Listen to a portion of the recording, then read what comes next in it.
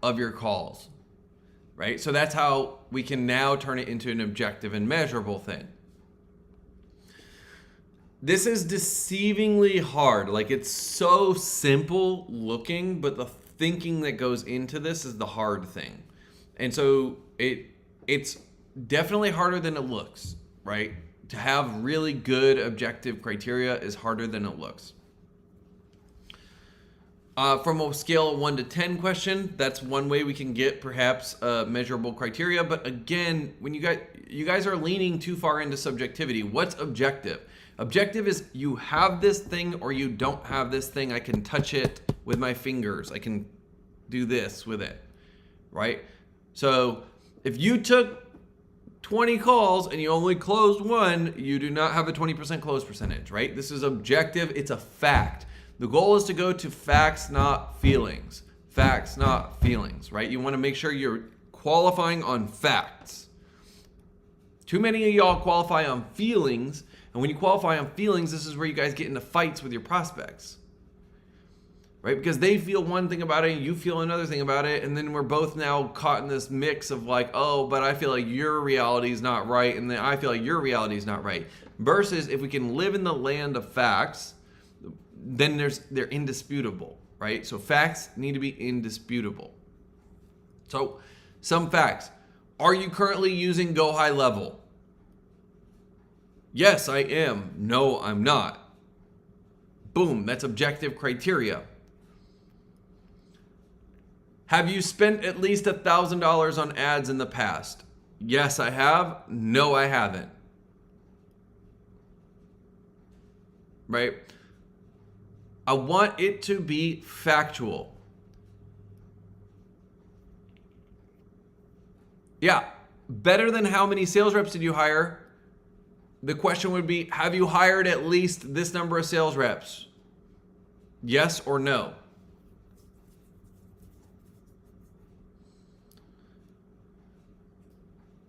Right? Have you hired more than 3 sales reps? No? Okay, sweet. Now I know what you're qualified for. Things like this. So I want it to be objective and measurable. That's the key. Objective and measurable. Right? And so you're looking for the need, you're looking for the timeline, you're looking for the authority in this.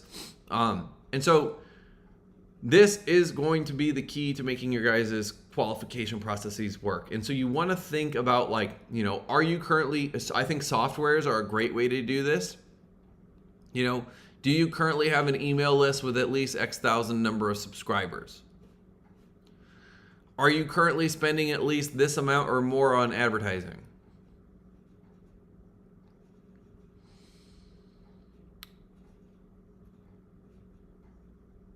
Right? Have you ever launched and scaled a business to 7 figures before? Yes, no. But I want it to be factual. That's the goal. Factual, factual, factual, right? And as we start to think through this, this is what we're looking for, right? So we're looking for something that's going to set up potentially like the qualification criteria to know we're talking to the right person. You're going to want something to set up the fact that they have the need or problem that exists, right? Are you looking to hire a salesperson in the next 30 days? Yes, no, right? So now I've got need and time frame inside of this one question. These questions, like I said, they're deceivingly simple, but they take a lot of thought to design them well, right? And so, but the goal is binary criteria on objectively measurable facts.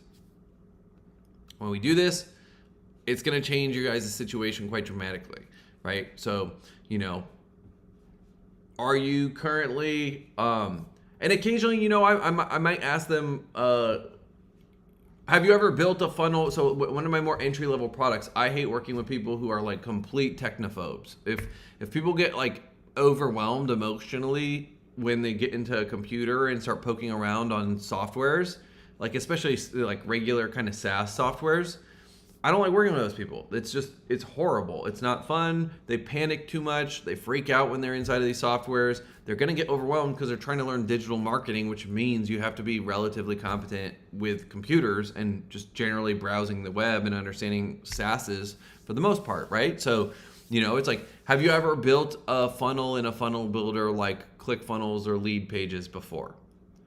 Yes or no? If they say yes, then it's like, okay, cool. I know they have some level of competence with this and they're not totally terrified by it.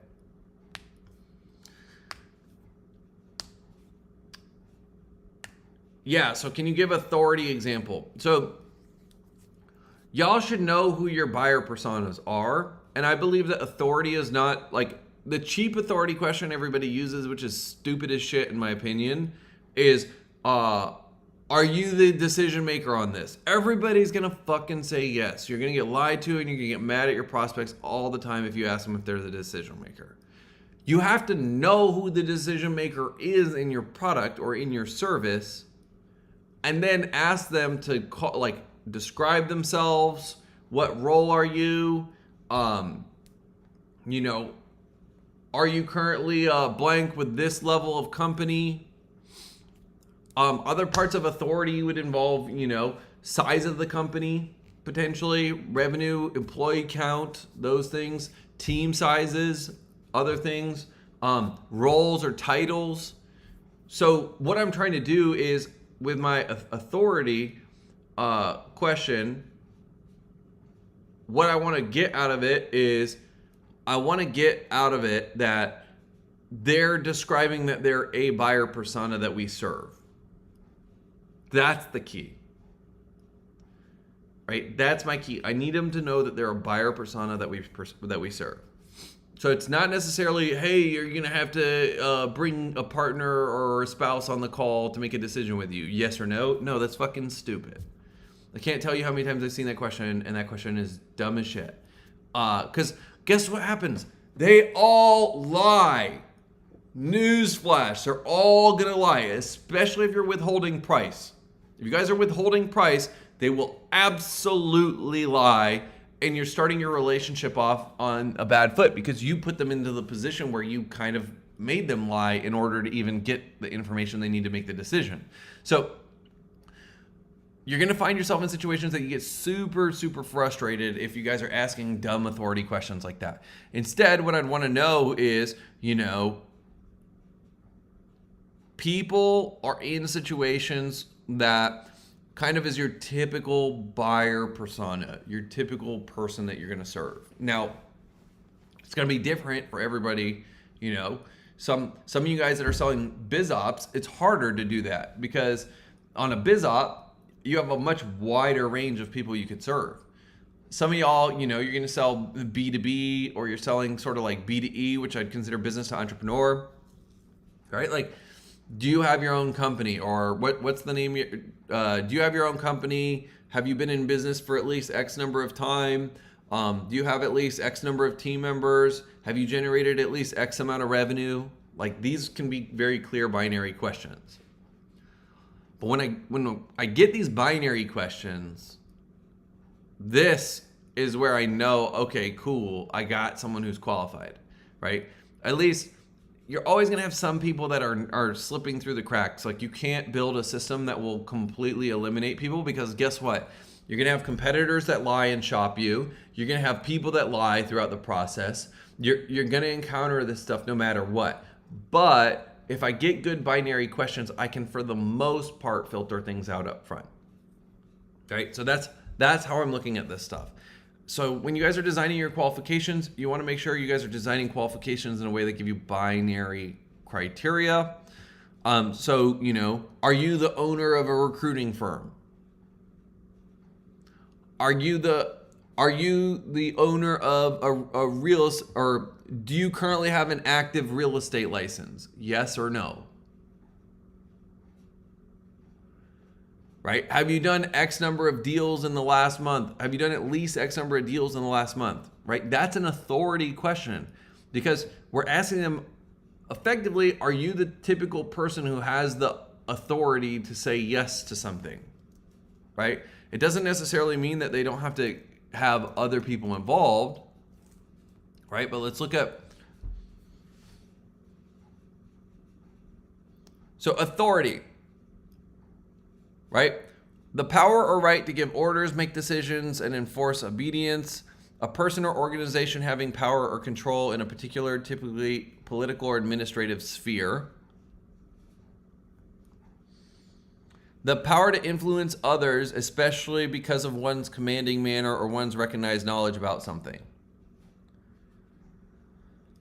So, this third definition here is interesting, right? Because it's not the power to say yes, no decisions, it's the power to influence others. That's a different layer of authority. So when you encounter people who have, like, let's say, for example, I'm selling what I sell. If I get a director of marketing, they're probably not going to be able to sign off and give me a yes, no at the end of the day. Or I might get a COO. They might not be able to sign off and give me a strict yes, no at the end of the day. But they absolutely, without a shadow of a doubt, have the power to influence others. Right? They have the power to influence others both ways. Like, that person could kill my deal or they could make my deal because they're a champion on it. So they're definitely the authority in the form of they have the power to influence others, but they're not the authority in that they have absolute power. Right? And some of y'all are looking for sales calls with people who have absolute power. And this is shooting you guys in the foot, right?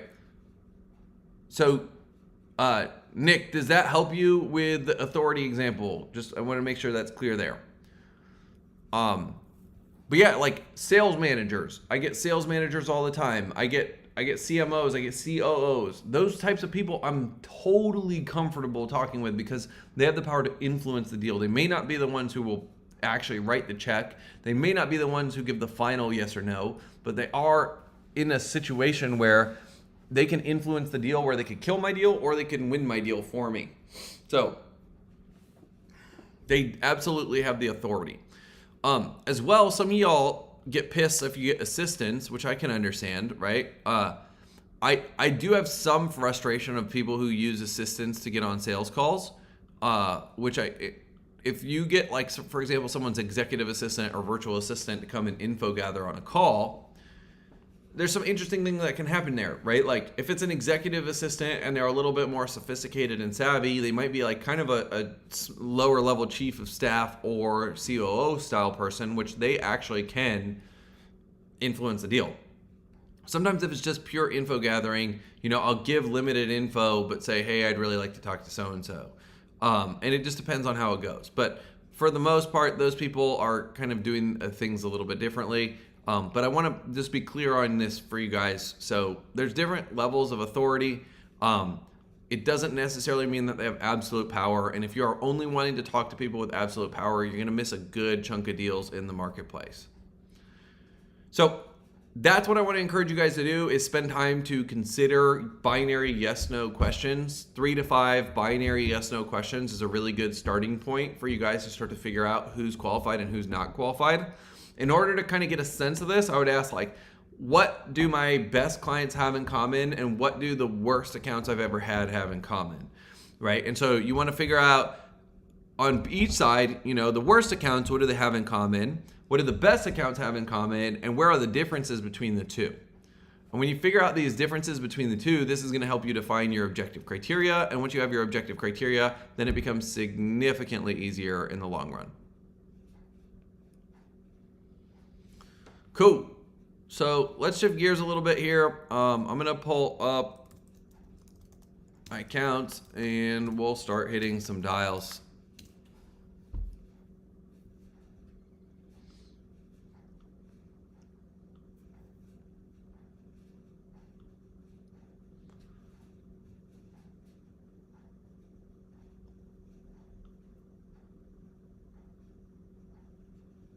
Okay.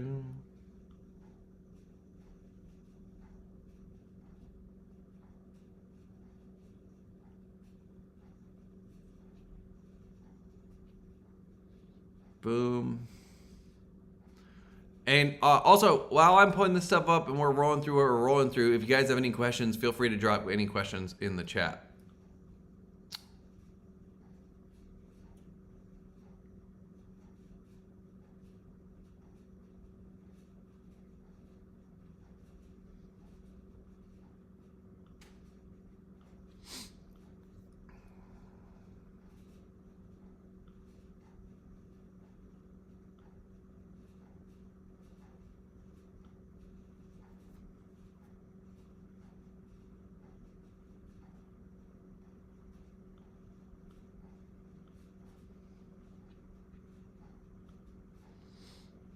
Nice. Okay, I got someone here that looks interesting.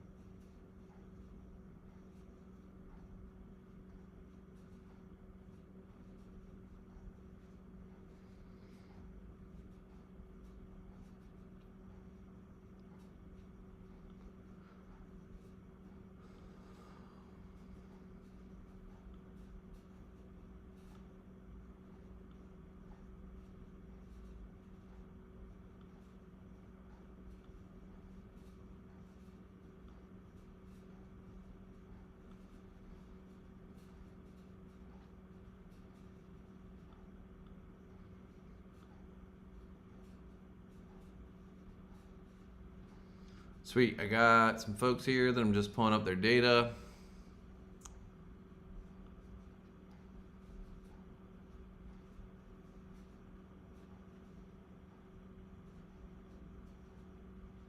Nice.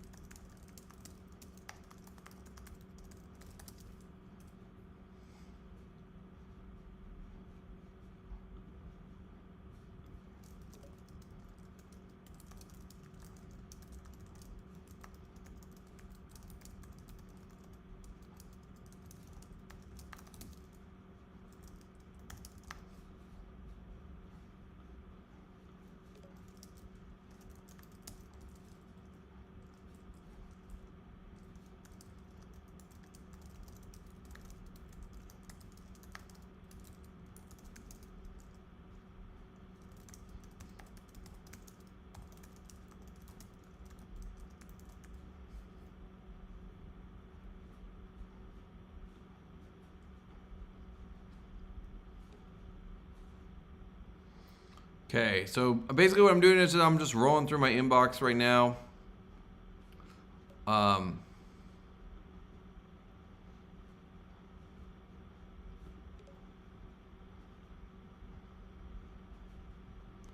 Oh, there we go.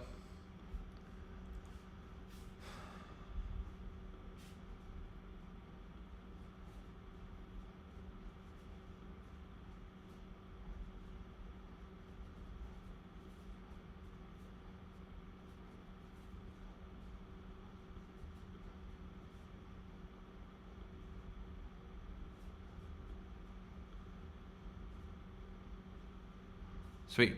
All right, I've got some folks pulled up here. I'm just trying to pull the data, get their phone numbers. It's doing all right, but not that great.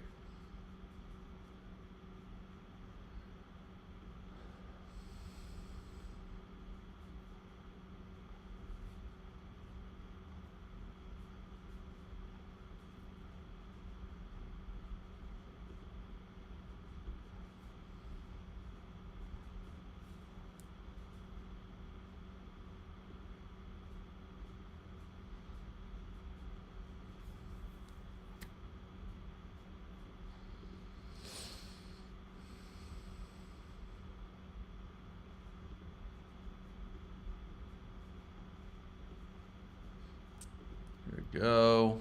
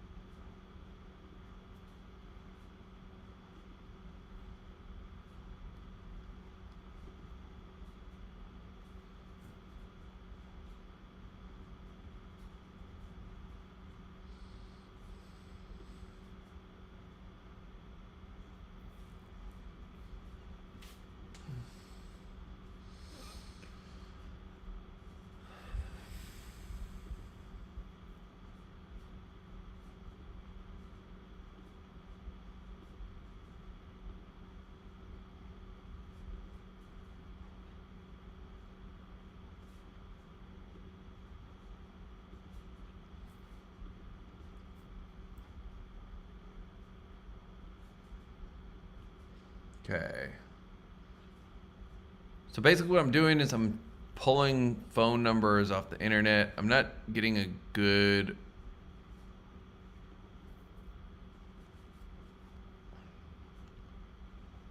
I'm not getting the best results on this, but it's okay. They have some alternative numbers, so I'm going to try calling those anyway.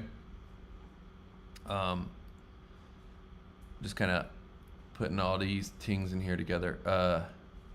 Oh, this one looks like a fucking deal, dude.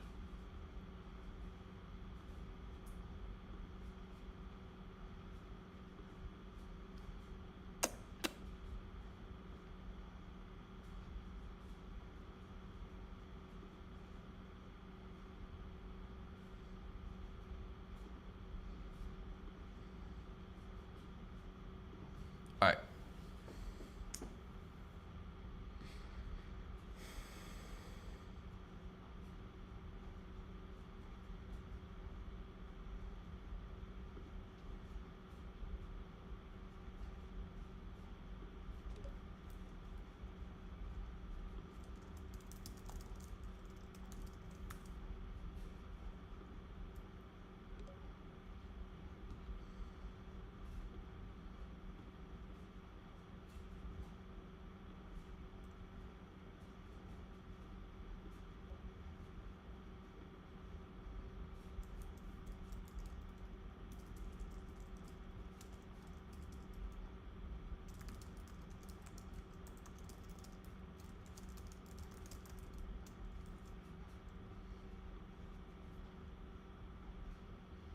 Okay. Boom.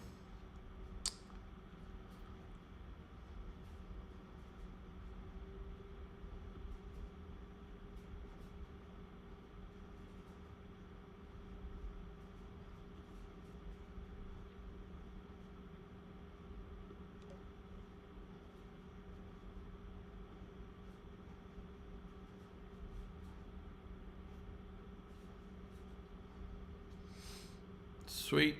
All right, let's go into our CRM and see what's going on over here.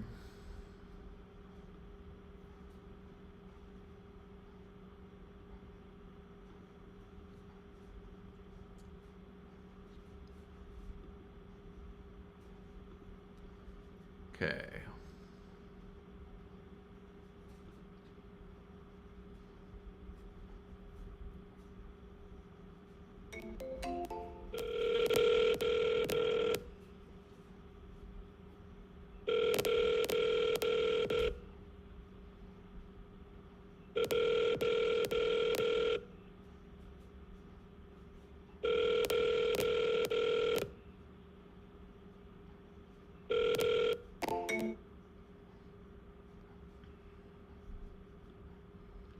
Double dial.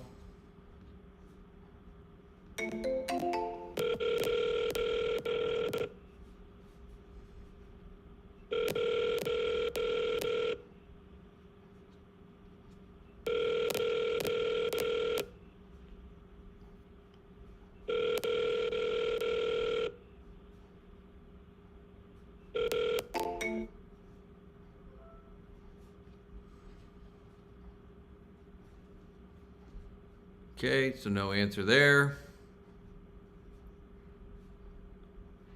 see this one here.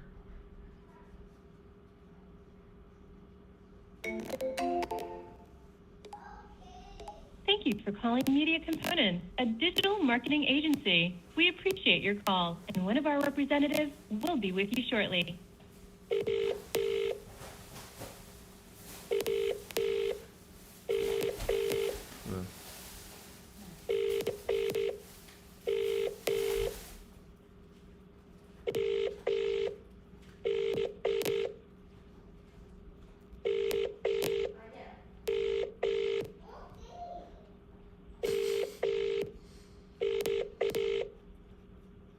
This is voicemail. He is unable to get to his calls at this time, but please leave your name. I love these dudes acting like way bigger than they are.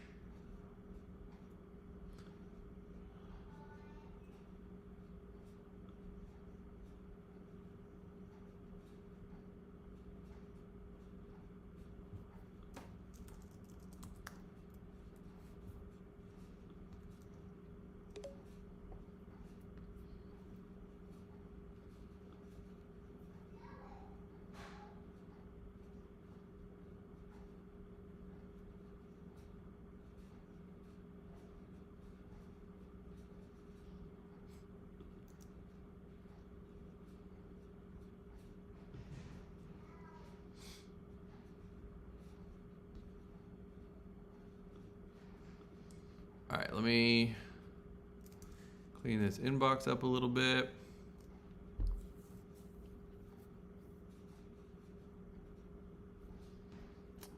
All right.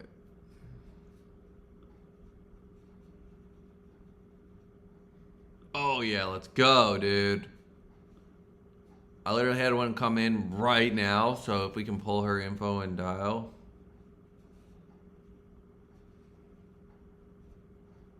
Oh yeah, let's go. Let's go. Let's go. This is like perfect timing too. I'm excited to show you guys. Hopefully. Oh, there we go. Fuck yeah. Let's ride. Let's ride. All right.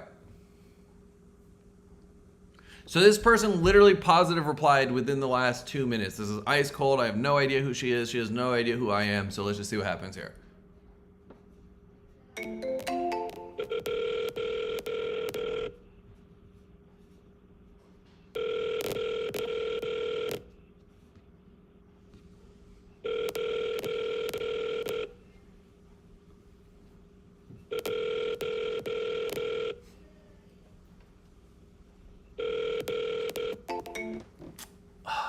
Let's go.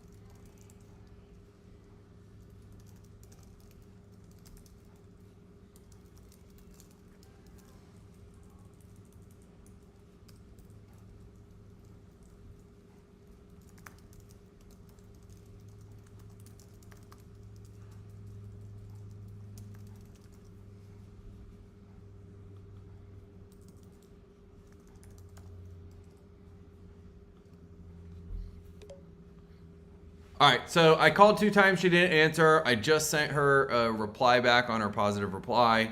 We'll see what happens here, but probably good. Probably decent odds, you know.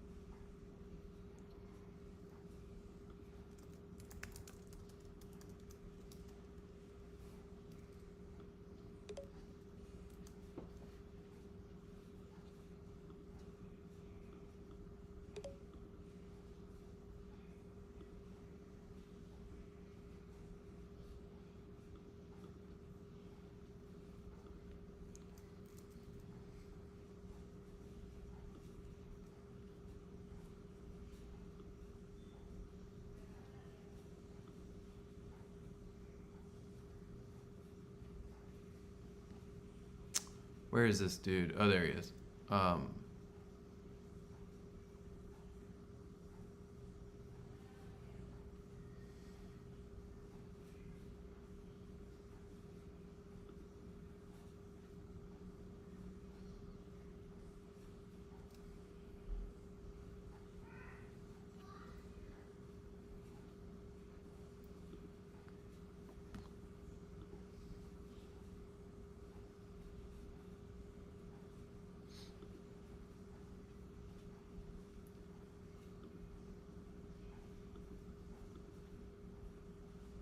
Okay.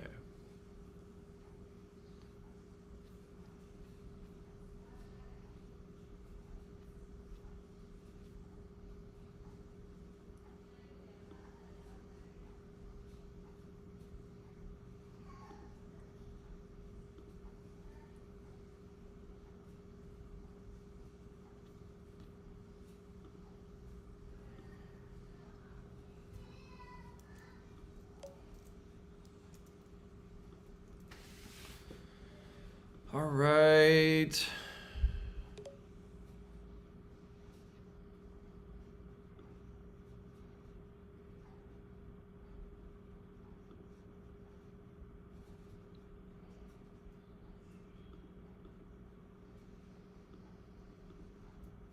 Check out this guy's website.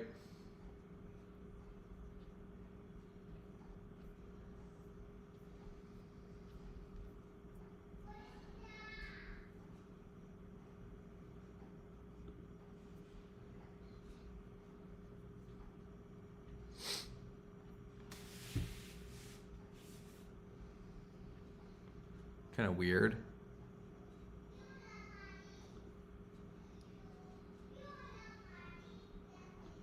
This dude. Okay, looks good.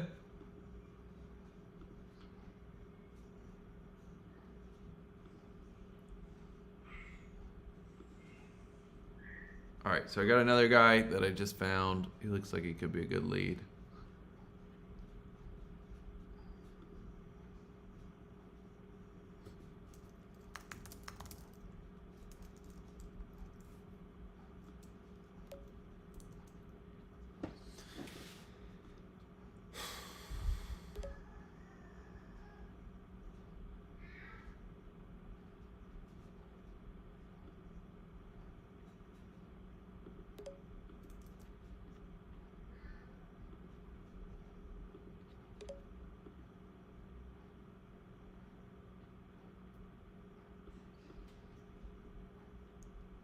All right, let's see this guy. That's cool.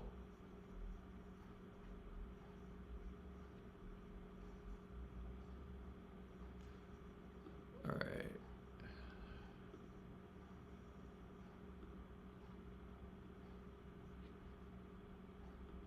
All right, so let's see. I'm pulling in a couple more profiles here.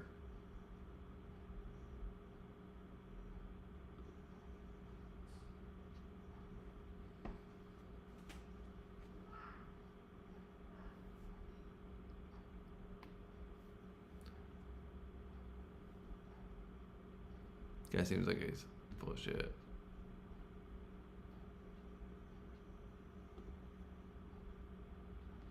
All right. Sweet, cool, rock your sales call. Just before I wrap up, I'm gonna hit probably a couple more dials, but I did want to make a quick plug. If you guys are sales reps, you're looking to get on new opportunities, drop a scale in the comments. If you're a business owner and you're looking to hire sales reps, drop a scale in the comments. If you need setters or closers, either ways we gotcha. And if you're a sales rep and you're looking for setter roles or you're looking for closer roles, depending on kind of where you're at based on experience, we're happy to have a chat and then help you line that up. So if you guys want to have a conversation about next steps, drop scale in the comments. And that is my plug for the day. Let me get back in here and start pulling some more deals. Okay, so I'm gonna close you. Close you.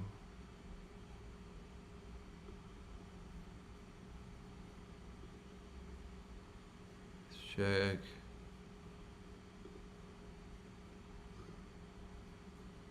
this.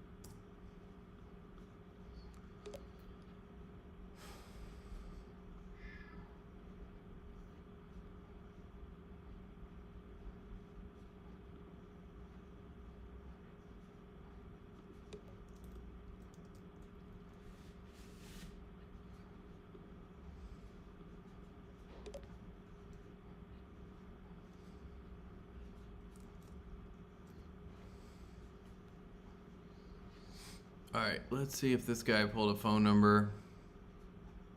Ooh, he did, yeah.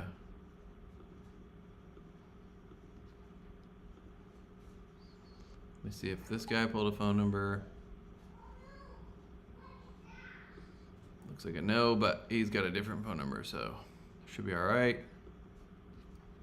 Oh, there we go. Let's ride, dude. All right.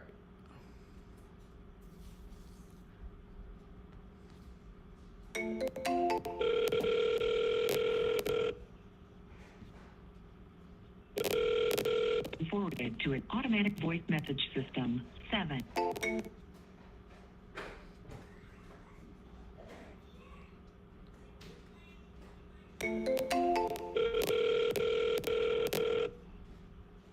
Your call has been forwarded to an automatic voice message system. 7033.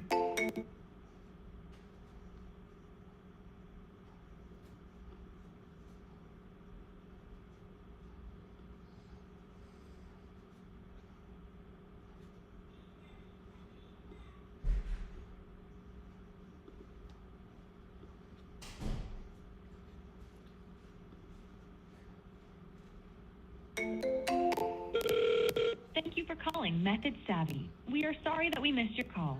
If you know your party's extension, you may dial it at any time.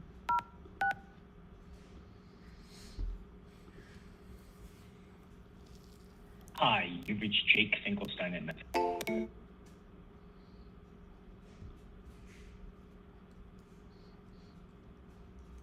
Thank you for calling. Sorry that we missed your call. If you know your party's extension, you may dial it at...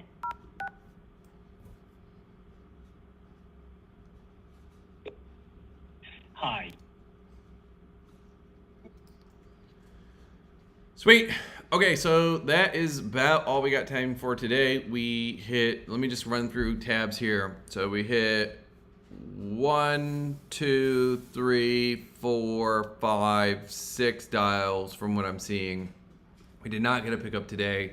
If you guys remember, typical dial to pickup rate is going to be anywhere between 1 and 10 or 1 out of 15. So it would have taken probably about another at least 4 to potentially more dials before we get an answer. So that's just the game. Remember that as you guys are going into it. It's possible for you guys to do 20 to 30 dials and not get a pickup. And then all of a sudden you go bam, bam, bam, and you pick 3 up right after that. So just keep that in mind as you guys are playing the game. Have fun with it is another big thing. So hope you guys enjoyed this week and you got a lot out of the training, especially on the qualification stuff in the beginning. Next week we'll be back for some more dials and we'll just see. The odds will probably shake out and who knows, we'll probably get a couple good combos out of it. So that's it for this week. If you guys are joining on the group interview, if you're a sales rep looking for a good opportunity, remember we have a group interview today at 3 p.m. So make sure you guys are going to be there. And other than that, I'm out. Peace. Close some deals. Change some lives.